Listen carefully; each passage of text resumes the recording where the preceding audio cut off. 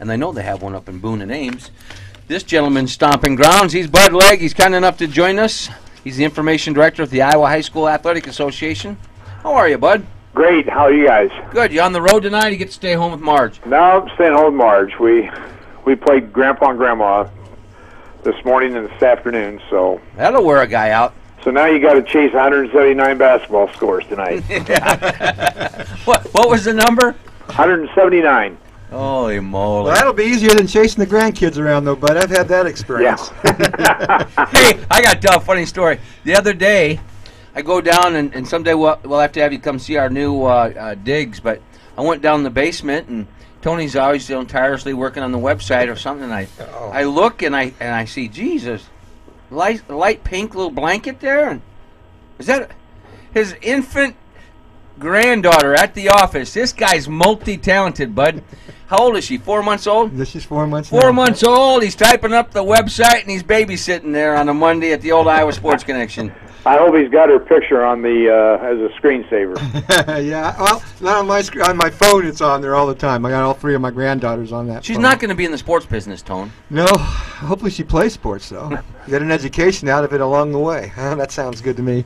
Well, Bud, we turn to the part of the season now, as in the winter sports season, where everybody starts to gear up for the postseason, and you can tell that's happening because this week the Iowa High School Athletic Association posted the Class 1A and 2A district assignments for the week, and 3A and 4A soon to come, and then you'll have the pairings coming out. So we know that the basketball season is gearing toward that postseason already.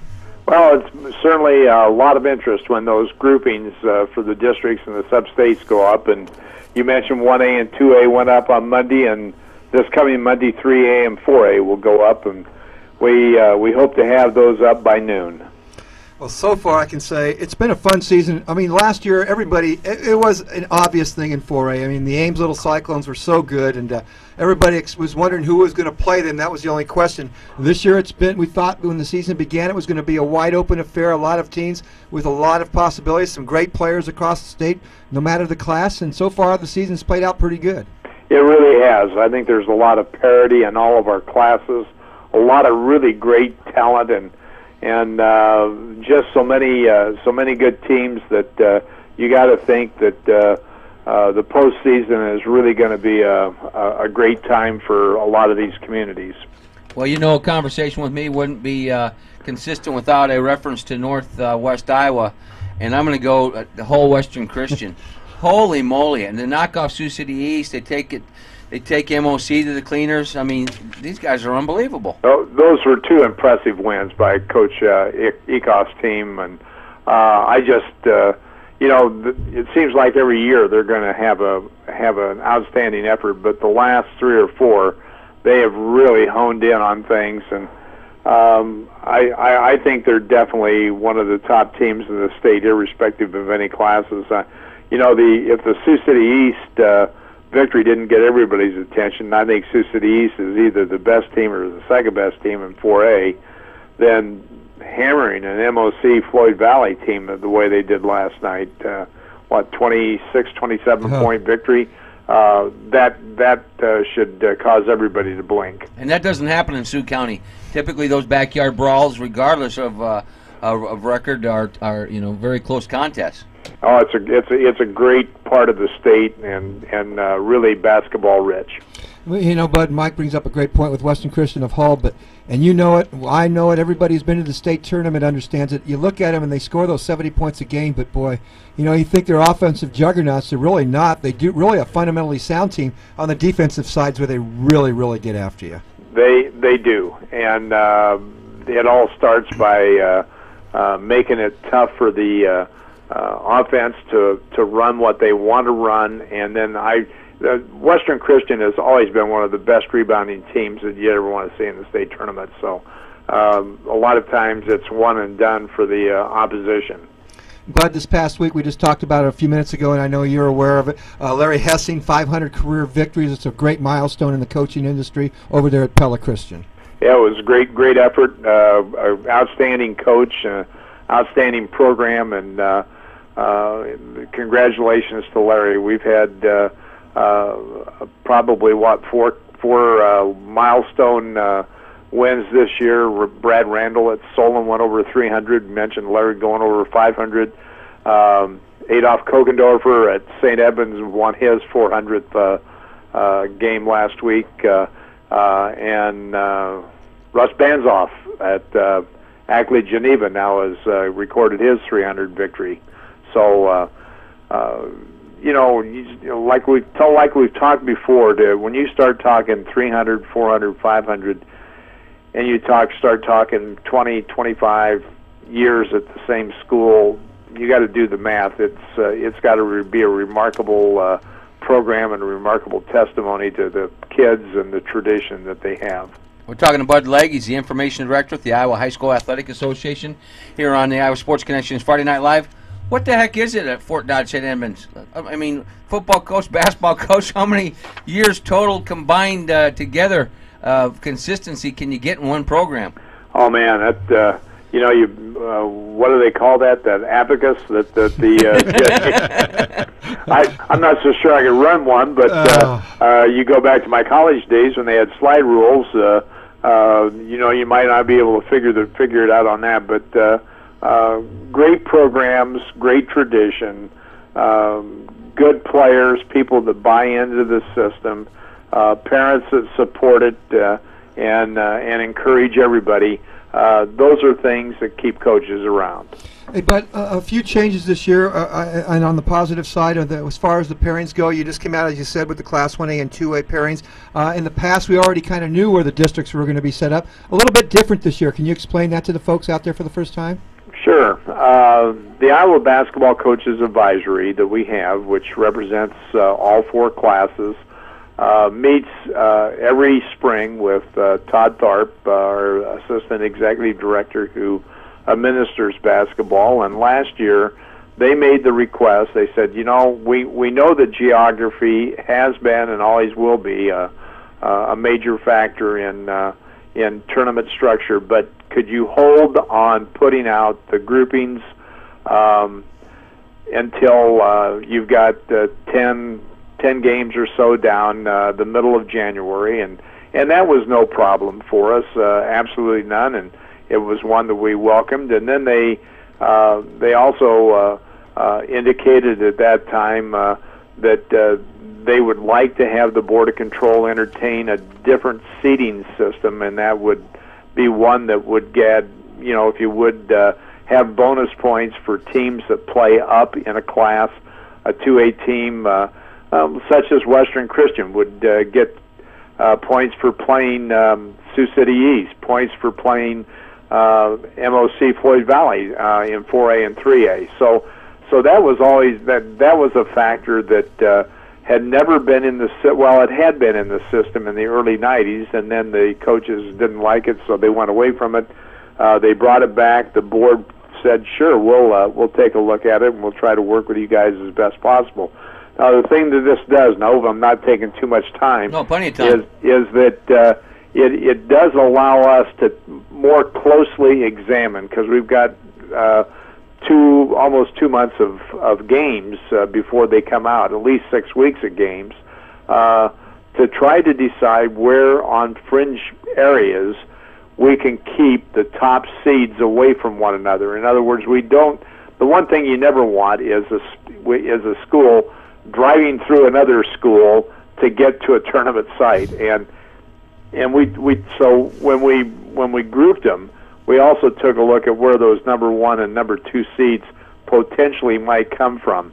And I think a lot of people have found the score list on our website this year. It's interactive. It's real time. As soon as the school enters a game, it goes onto that list. Well, that list, when it's all totaled out for each school, will be their seed sheet for games 5 through 15.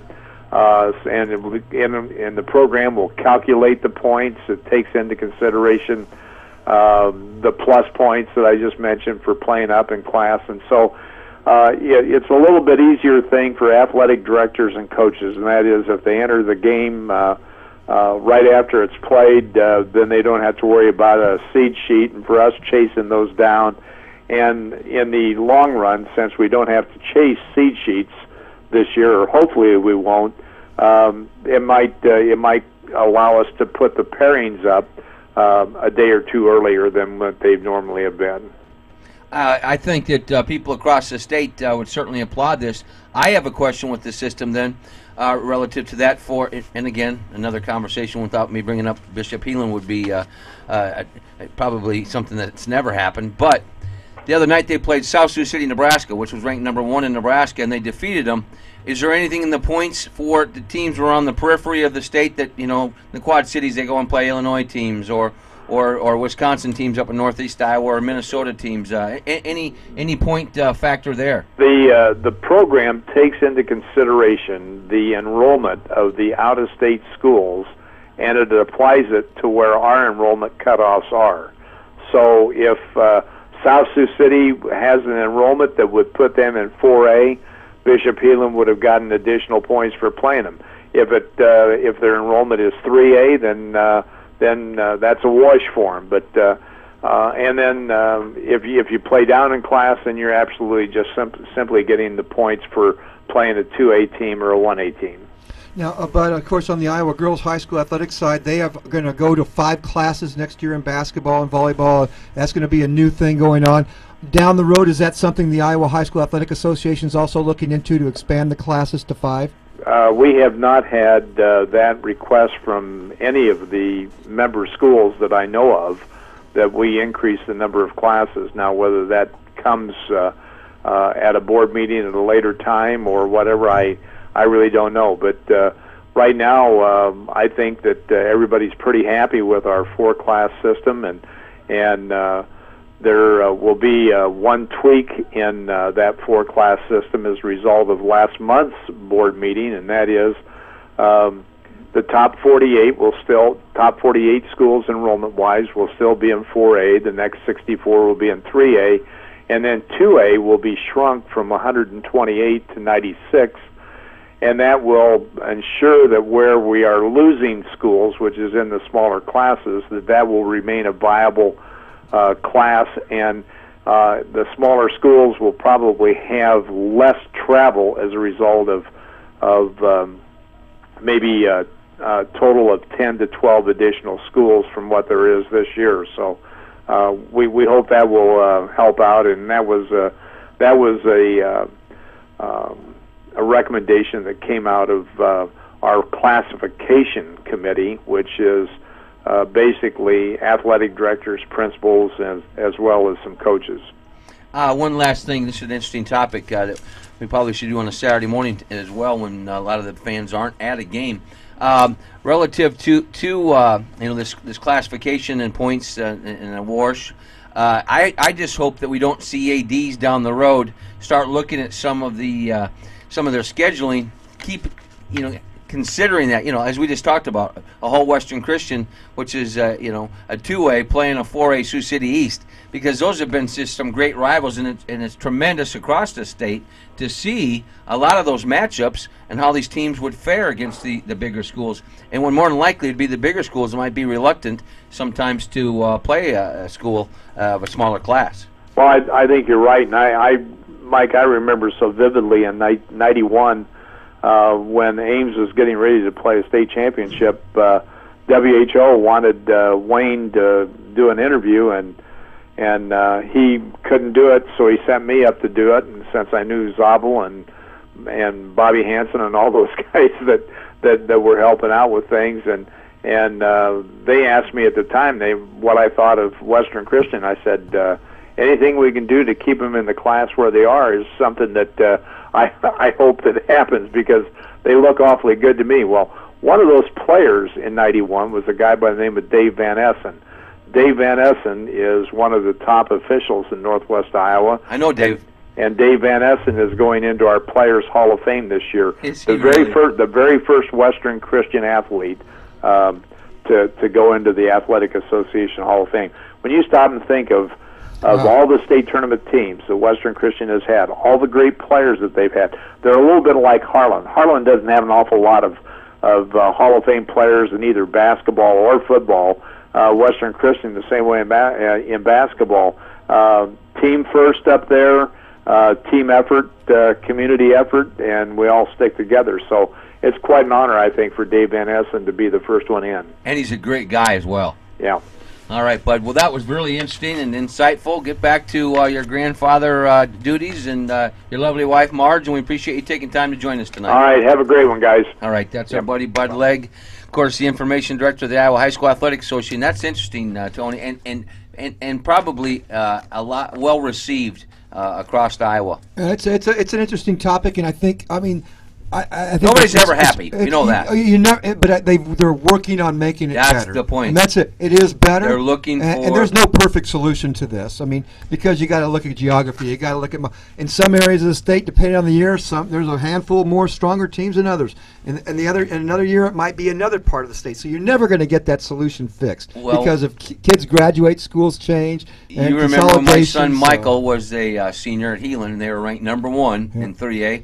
And they had to play MOC Floyd Valley, who was number 3 in the state, sub-state, in Storm Lake to get down here, and MOC wins the state championship. Well, that type of things happened in sub-state, and he said, we're hoping to try to prevent that the best of our abilities. And there's no way in some cases that can be avoided, but again, this is a better solution and it works out. I think everybody's going to be a lot happier about what's going on. But they're open-minded. That's what I love. Yes. And they're working on that. Yep. Let's take a break. We'll come back. We'll have a short segment. We'll take a look at the girls and boys statistics in basketball, and then, of course, boys swimming. We'll be back on Friday Night Live on the Iowa Sports Connection Radio.